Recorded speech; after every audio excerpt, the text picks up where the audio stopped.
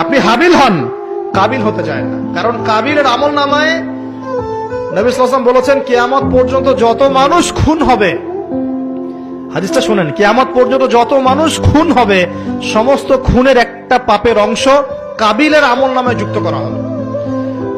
কারণ কি? কারণ পৃথিবীর ইতিহাসে সেই প্রথম খুনের সিলসিলা চালু করেছিল, সে তার ভাই হাবিলকে হত্যা করেছে।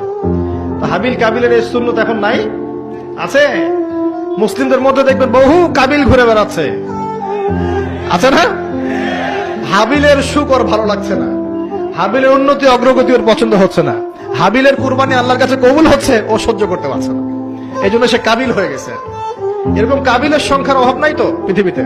আর বারবার বলছি যে ভিতরের শত্রু চেনা খুব ডিফিকাল্ট, বাইরেগুলো চেনা যায়।